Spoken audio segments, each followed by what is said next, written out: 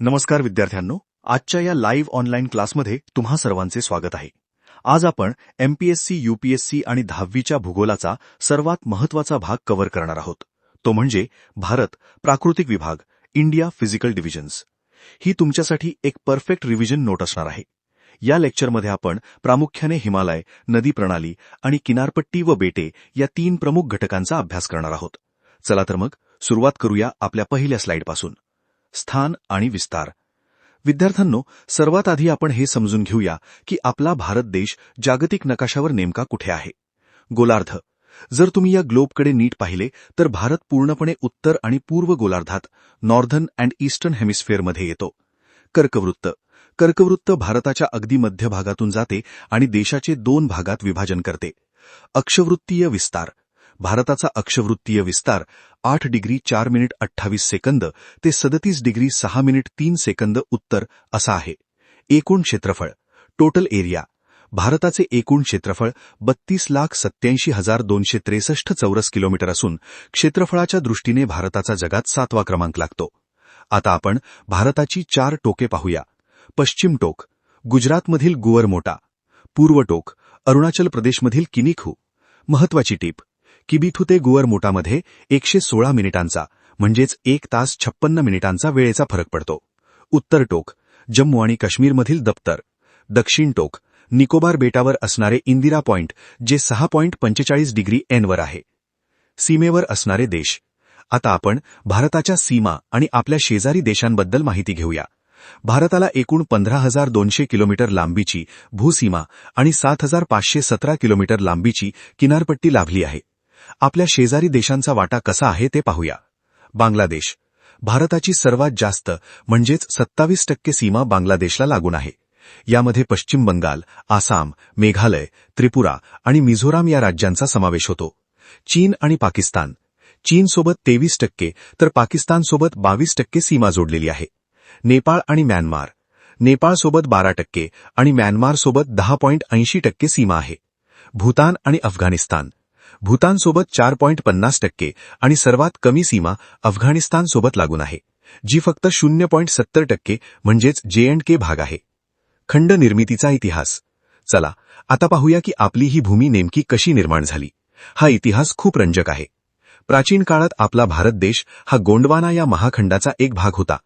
काळाच्या ओघात Indo Australian भूपट्ट उत्तरेकडे सरकत गेला आणि तो युरेशियन भूपट्टाशी जाऊन धडकला.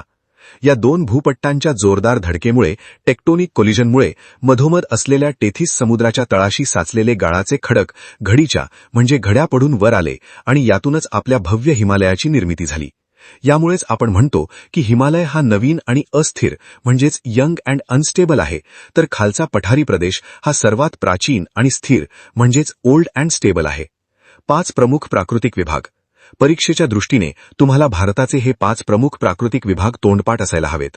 उत्तरेकडील पर्वतमय प्रदेश हिमालय हा देशाचा 15 भाग व्यापतो. उत्तरेकडील मैदानी प्रदेश सिंधू, गंगा, ब्रह्मपुत्रा नद्यांनी बनलेला हा सुपीक भाग 32% क्षेत्र व्यापतो.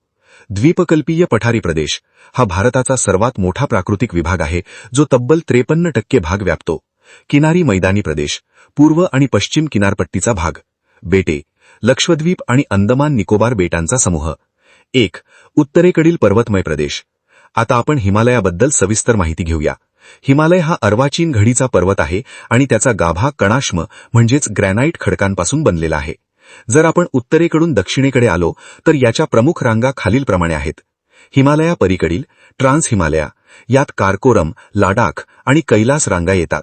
याच कारकोरम रांगेत भारताचे सर्वोच्च शिखर K2 म्हणजेच गॉडविन ऑस्टिन 8,611 मीटर स्थित आहे. बृहद हिमालय, ग्रेटर हिमालय किंवा हिमाद्री ही सर्वात सलग आणि सर्वोच्च शिखरांची रांग आहे. लघु हिमालय, लेसर हिमालया, याची सरासरी उंची 4,500 मीटर असून पीर पंजाल, धौलाधर या रांगा यात येतात. शिवालिक ही हिमालयाची सर्वात दक्षिणेकडील रांग असून तिची उंची 900 ते 1,100 मीटर आहे. येथील दऱ्या खोऱ्यांना डून्स म्हणतात, जसे की डेहराडून. हिमालयाचे 3 प्रादेशिक भाग. हिमालयाचे केवळ उंचीनुसारच नाही तर पश्चिमेकडून पूर्वेकडे नद्यांच्या आधारे 3 प्रादेशिक भाग केले जातात. पश्चिम हिमालय हा सिंधू ते काली नदी दरम्यानचा भाग आहे. मध्य हिमालय हा काली ते तिस्ता नदी दरम्यानचा भाग आहे. पूर्व हिमालय हा तिस्ता ते ब्रह्मपुत्रा नदी दरम्यान पसरलेला आहे, ज्याला आपण अरुणाचल हिमालय असेही म्हणतो. विशेष नोंद: पूर्व हिमालयात तीव्र पाऊस पडल्यामुळे तिथे नद्यांमुळे मोठी झीज म्हणजेच हाय इरोजन पाहायला मिळते. 2. उत्तरेकडील मैदानी प्रदेश. आता आपण भारताच्या सर्वात सुपीक अशा मैदानी प्रदेशाकडे वळूया. हा प्रदेश नद्यांनी आणलेल्या गाळाच्या मृदेच्या पट्ट्यापासून बनला आहे, म्हणूनच इथे खूप दाट लोकवस्ती आढळते. याचे 3 मुख्य भाग पडतात. राजस्थानचे वाळवंट. येथील मुख्य नदी लुणी आहे. पाण्याचे दुर्भिक्ष असल्यामुळे येथे पारंपरिक जलसंधारण पद्धती वापरल्या जातात, ज्यांना खादीन आणि जोहड असे म्हणतात. पंजाब हरियाणा मैदान. हे मैदान सतलज आणि बियास नद्यांच्या गाळाने बनले असून हा दोआबचा प्रदेश आहे. येथील अंबाला शहराला सायन्स सिटी म्हणून ओळखले जाते. गंगेचे मैदान. याचे अप्पर, मिडल आणि लोअर असे भाग पडतात. याला भारताचे राईस अँड व्हीट बोल म्हणतात. पुढे हेच मैदान ब्रह्मपुत्रा नदीला मिळून जगातील सर्वात मोठा त्रिभुज प्रदेश बनवते. 3. द्वीपकल्पीय पठारी प्रदेश. हा भारताचा सर्वात प्राचीन आणि स्थिर भूभाग असून तो देशाचे तब्बल 53% म्हणजेच सर्वात मोठा क्षेत्र व्यापतो. हा पठारी प्रदेश प्रामुख्याने अग्निजन्य आणि रूपांतरित खडकांपासून म्हणजेच बेसॉल्ट आणि ग्रॅनाइटपासून बनलेला आहे. याचे 2 मुख्य भाग आहेत. मध्यवर्ती उच्चभूमी. यात माळवा, बुंदेलखंड आणि छोटा नागपूर पठाराचा समावेश होतो. छोटा नागपूर पठार हे खनिजांचे भांडार आहे. येथील दामोदर खोऱ्यात मोठ्या प्रमाणात कोळसा आढळतो. दख्खनचे पठार. याच्या उत्तरेला सातपुडा, महादेव आणि मैकल रांगा आहेत. यातील महाराष्ट्र पठार हे ज्वालामुखीच्या लाव्हापासून तयार झालेल्या बेसॉल्ट खडकांपासून बनले आहे. त्याची जाडी काही ठिकाणी 2 किलोमीटरपर्यंत आहे. या पठाराचा कल पूर्व-पश्चिम तिरपा कल आहे, त्यामुळे बहुतांश नद्या बंगालच्या उपसागराला जाऊन मिळतात. पश्चिम घाट vs पूर्व घाट. विद्यार्थ्यांनो, हा तक्ता परीक्षेसाठी अत्यंत महत्वाचा आहे. पश्चिम घाट आणि पूर्व घाटातील फरक नीट समजून घ्या. पश्चिम घाट हा अतिशय सलग आणि तीव्र उताराचा आहे. तो भारताचा प्रमुख जलविभाजक म्हणून काम करतो. येथे प्रतिरोध प्रकारचा पाऊस पडतो. या घाटातील सर्वोच्च शिखर अन्नामुडी 2695 मीटर आहे आणि येथील प्रमुख खिंड पाल घाट ही आहे. पूर्व घाट हा सलग नसून तुटक आहे, कारण पूर्वेकडे वाहणाऱ्या मोठ्या नद्यांनी म्हणजेच महानदी, गोदावरी, कृष्णा यांनी त्याला जागोजागी खोदून काढले आहे. याची उंची पश्चिम घाटापेक्षा कमी आहे. एकत्रीकरण. हे दोन्ही घाट शेवटी कुठे एकत्र येतात, तर नीलगिरी पर्वतामध्ये म्हणजेच बिलिगिरी रांगात ते एकमेकांना मिळतात. 4. किनारी मैदानी प्रदेश.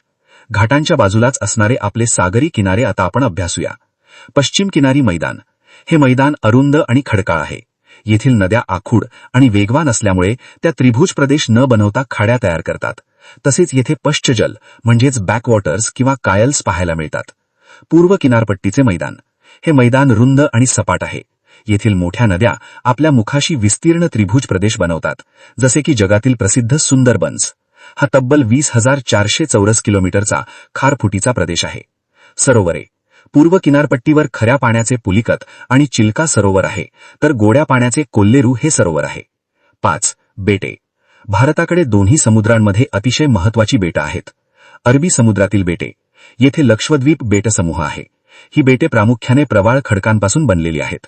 हा भारताचा सर्वात लहान केंद्रशासित प्रदेश आहे, फक्त 32 चौरस किलोमीटर. याची राजधानी कवरत्ती आहे. येथील प्रमुख पीक नारळ म्हणजेच कोकोनट आहे. बंगालच्या उपसागरातील बेटे. येथे अंदमान आणि निकोबार बेटसमूह आहे.